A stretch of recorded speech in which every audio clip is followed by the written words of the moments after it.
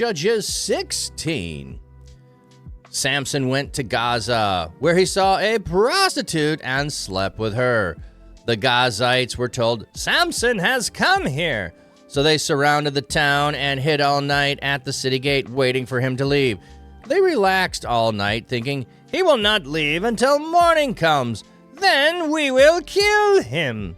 Samson spent half the night with the prostitute. Then he got up in the middle of the night and left. He grabbed the doors of the city gate as well as the 2 posts and pulled them right off, bars and all. He put them on his shoulders and carried them up on top a hill east of Hebron. After this, Samson fell in love with a woman named Delilah, who lived in the Sorek Valley. The rulers of the Philistines went up to visit her and said to her, "Trick him, find out what makes him so strong and how we can subdue him and humiliate him. Each one of us will give you 1,100 silver pieces." So Delilah said to Samson, "Tell me what makes you so strong and how you can be subdued and humiliated." So Samson said to her, if they tie me up with 7 fresh bowstrings that have never been dried, I will become weak and be just like any other man." So the rulers of the Philistines brought up 7 fresh bowstrings that had not been dried. She tied him up with them. They hid in the bedroom, and then she said to him, "The Philistines are here, Samson." So he snapped the bowstrings as easily as a thread of yarn snaps when it is put close to fire. The secret of his strength was not discovered. Delilah said to Samson, "Look, you deceived me and told me lies. Now tell me how you can be subdued." He said to her, if they tie me tightly with brand new ropes that have never been used, I will become weak and be just like any other man." So Delilah took new ropes and tied him with them, and she said to him, "The Philistines are here, Samson. The Philistines are hiding in the bedroom." But he tore that wasn't her saying it. The Philistines were hiding in the bedroom, but he tore the ropes from his arms as if they were a piece of thread. Delilah said to Samson, "Up to now, you have deceived me and told me lies. Tell me how you can be subdued." He said to her, if you weave the 7 braids of my hair into the fabric of a loom and secure it with a pin, I will become weak and be like any other man." So she made him go to sleep, wove the 7 braids of his hair into the fabric on the loom, fastening it with a pin, and said to him, "The Philistines are here, Samson." He woke up and tore away the pin of the loom and the fabric. She said to him, "How can you say I love you when you will not share your secret with me? 3 times you have deceived me and have not told me what makes you so strong." She nagged him every day and pressured him until he was sick to death of it. Finally, he told her his secret. He said to her, "My hair has never been cut, for I have been dedicated to God from the time I was conceived. If my head were shaved, my strength would leave me. I would become weak and be just like all other men." When Delilah saw that he had told her his secret, she sent for the rulers of the Philistines, saying, Come up here again, for he has told me his secret." So the rulers of the Philistines went over to visit her, bringing the silver in their hands. She made him go to sleep on her lap and then called a man to shave off the 7 braids of his hair. She made him vulnerable, and his strength left him. She said, "The Philistines are here, Samson." He woke up and thought, "I will do as I did before and shake myself free." But he did not realize that the Lord had left him. The Philistines captured him and gouged out his eyes. They brought him down to Gaza and bound him in bronze chains. He became a grinder in the prison. His hair began to grow back after it had been shaved off. The rulers of the Philistines gathered to offer a great sacrifice to Dagon, their god, and to celebrate. They said, "Our God has handed Samson, our enemy, over to us." When the people saw him, they praised their God, saying, "Our God has handed our enemy over to us, the one who ruined our land and killed so many of us." When they really started celebrating, they said, "Call for Samson so he can entertain us." So they summoned Samson from the prison, and he entertained them. They made him stand between two pillars. Samson said to the young man who held his hand, Position me so I can touch the pillars that support the temple. Then I can lean on them." Now the temple was filled with men and women, and all the rulers of the Philistines were there. There were 3,000 men and women on the roof watching Samson entertain. Samson called to the Lord, "O sovereign Lord, remember me. Strengthen me just one more time, oh God, so I can get swift revenge against the Philistines for my 2 eyes." Samson took hold of the 2 middle pillars that supported the temple, and he leaned against them with his right hand on the one and his left hand on the other. Samson said, "Let me die with the Philistines." He pushed hard, and the temple collapsed on the rulers and all the people in it. He killed many more people in his death than he had killed during his life. His brothers and all his family went down and brought him back. They buried him between Zorah and Eshtaol in the tomb of Manoah his father. He had led Israel for 20 years. So we had earlier on, it mentioned the 20 years at the end of a thing, and we get a culmination of it was a total of 20 years. So leading Israel equates fighting against the enemy. Not always you're the one that people go to solve problems like Deborah was. People went to Deborah for her to give them answers to things. Other people just go out and fight. So as we go through the judges, some of them are executing judgment on the enemies, and some of them are helping to guide the people in the land. So we've got different kinds of judges that are here. So Samson goes down to Gaza. We have another little, so like women are the problem for Samson. Like, no, straight up, women are the problem. He goes to the Philistines to find a wife. Yeah, I'll get a wife there. He goes down to Gaza, the Philistines again, for prostitute. Why? Because it's a whole lot easier to find prostitutes among the Canaanites than it is to find a prostitute among the people of God. So you don't want to get hitched, you go down there. And this is a weird story, but it's included in here. So in the middle of the night, they find out he's there. Like either the prostitute, the madam, somebody ratted him out. And so yeah, Zack Attack, he is like the Incredible Hulk of the Bible. So he this is a really good example of Hulk smash. They think he's going to leave in the morning. They shut the gates. They're waiting for morning to attack him. They go to sleep. But in the middle of the night, he's like, no, I'm leaving. And the gates are shut. Why? Because nobody goes or comes during the middle of the night. He's like, the doors ain't stopping me. He tears the doors off of the city gate as the 2 posts. He pulls them right off the bars, and he marches up the hill, and he leaves the city gates, the bars of the gate, all of that up on top of a hill. Like, he didn't just knock them down. He carries them away. Like they're nothing. And then we have the story after that of he falls in love with a woman named Delilah. So let's see, what does Delilah mean? So we are 16 for Delilah. She's not so good. She tricked him. Delilah.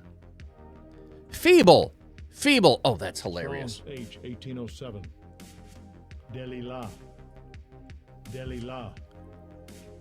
So he falls in love with a woman whose name is Feeble, who will result in him becoming feeble. result in him becoming a feeble mess. So she has an opportunity presented to her to get paid. This is a totally different situation than the other one. I'm inclined to this one. I'm inclined to the you can bribe me to do stuff as opposed to threaten me. I mean, you know, I could take I'm not saying I would, but I'm saying I feel more inclined to this approach to doing things. Like, you could pay me to do something. Now, I don't want to harm Samson, so you could pay me to do that. But I'm saying, it's like, giving money is a much better motivation than threat for me. So I like in 1,100 pieces, and each of us will give you that. So the rulers of the Philistines, we don't know how many there are, but however many there are, 5, 10, 15, 20, she's going to get 1,100 pieces of silver from. This is no insignificant sum. This is going to set her and her family up. Okay, they're going to be in a well-off position because of this. So maybe he fell in love with her, but she wasn't in love with him. Don't know. Anyway, so we have the tactic of tell me what will make you strong. And Samson toys around with this. He toys around with it. He comes up with an excuse. Oh, well, if I have bowstrings, if I have new ropes, if you weave my hair, my braids of my hair into a loom. Okay. It says the Philistines are waiting in the other room. So, like, there's probably a curtain or whatever. Like, but afterwards, does Samson never check around after, like, he frees himself from the trap and realized there was somebody waiting to, come out from the hiding place? And, it doesn't mention what happens. It just mentions they're hiding there. Like, he doesn't, like, notice them. Hey, why is that curtain pulled? There's people hiding behind that today. Oh, wow. Let me, like, and then she keeps saying, if you love me, you'll tell me. And she starts nagging him every day. So we don't know the timing of how often these others happen. Like, maybe it was once. She waited a week. She waited a month. She tried it again. She did. Like, now at this point, she's just every day nagging him. Why doesn't he leave? Why does he stay? Why? Like, I say, no. Quit nagging me. I'll come back when you stop nagging me. Like, Samson, walk away from situations sometimes. Come on, man. Good morning and blessings, beautiful people. Big win. Welcome in. Anyway, she tricks him and she finds out my hair's never been cut. I've been a vow to God. And look at how serious this is of the betrayal. She has him fall asleep in her lap. Not, I'm going to leave now. I'm going to abandon you. No, I'm going to be here when you wake up, and you're going to know I'm the one that did this to you. That's cold. That's cold. She made him feeble. But also, notice, she called a man to shave off his 7 braids of hair. Interesting. So she doesn't do the cutting of the hair. Someone else comes and cuts his hair. Like, we bring in the barber. Barber, come on in. I wonder what they did with those braids. Did like they have trophies? There's 7 of them. Does everybody get one? Like, hey, I'm one of the rulers. Look, I got Samson's hair. This is so cool. I don't know what they did with them. Anyway, he's vulnerable. He gets up. He's going to shake off like he did before. He's not freed. And they gouge out his eyes. Now, there's a lot of things they could do to him, but it's kind of hard to fight if you have no eyes. So, I see them doing that. Another thing you could have done was, like, cut off your left hand or your right hand so you couldn't wield a sword, those kinds of things. He's not killing people with swords. He's using a donkey's jawbone, so I guess we don't have that issue. Anyway, they take him down to Gaza, bound in chains, and he's going to be a grinder in the prison. So if you ever seen a mill where you're grinding stuff and you walk around in a circle, you're blind, you can push that stick around in a circle. Instead of having all animals do it, you give forced labor to do it. He's a big strapping guy, apparently, so he should be able to participate in that. But then we have a little hint of, and his hair began to grow back. Well, his hair would grow back. It's natural for hair to grow back. We know how hair works. Big win. I always wondered why Samson was so smitten with Delilah. Like, when you read it, the red flag is, why are you constantly asking for my strength? And then everything I tell you, you try against me. I know. Like, the red flags are there. Like, and the thing is, he has the same problem with his wife. He doesn't marry Delilah that we can see, but he's in love with her. But with his wife that he never ends up marrying, but at the ceremony, he has the same thing. He falls for these women, and he's enamored by them, and he gives in to their pleading. And I do understand the giving in to a spouse. I do get that. So I'm not going against it. But, we also have hindsight, and this is also the author telling us a story a certain way. Okay. And when they really start celebrating, they call for Samson to entertain them. So he's handed over. The Philistines are having a party because we've conquered Samson. So this wouldn't have been immediately. The word is going to spread. They're going to gather together. They're going to do this. His hair is starting to grow back. How long is it? We don't know. But it's not going to be as long as it was. Anyway, they bring him out to entertain them. I don't know what he is doing to entertain them. Come out before them. Yeah, he's coming out before them. We want to see the spectacle of him. That is the entertaining part. Like, he's a spectacle. Maybe they're throwing rotten fruit at him. I don't know. They're doing something. They're laughing at him. They're poking fun of him. And he has a young attendant, and he asks him to position him between two pillars. Now, you can go look this up, but the way that some of these buildings were worked at, you don't have like just a trusses roof. You would have pillars, and so the pillars, they would build the whole building around these two pillars, and these two pillars were the center of things. So they've shown this. You can go find historical buildings that were set up this way, that he could push the two pillars out, and the whole building would collapse because all of the weight of the building was centered on those two pillars. So that part we know is true, that it could have happened. Now, I don't know what kind of force it would take to push those apart.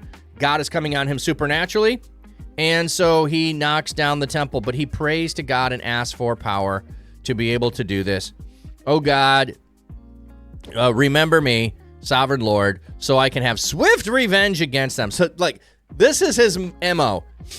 He wants revenge. That's what he wants. He wants revenge. He's always coming out for revenge. It's always against them, against them, against them, from beginning to end. That's how his life is.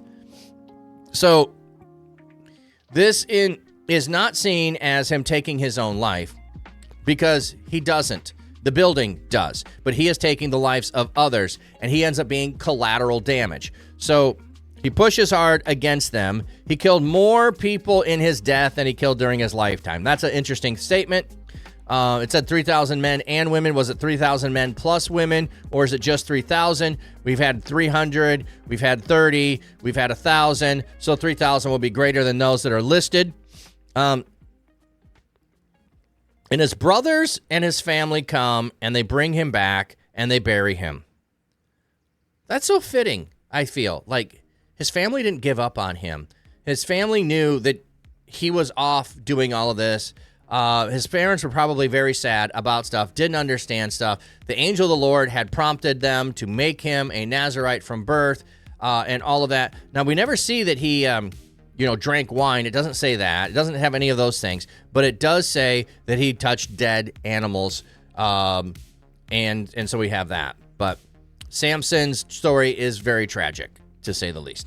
Big win. Throughout the Bible, we see all these great men give in to wives and women, and some tragic happens. Adam and Eve, Abraham and Sarah, David and Bathsheba, Samson and Delilah, Solomon and his 1,000 plus wives. Yeah.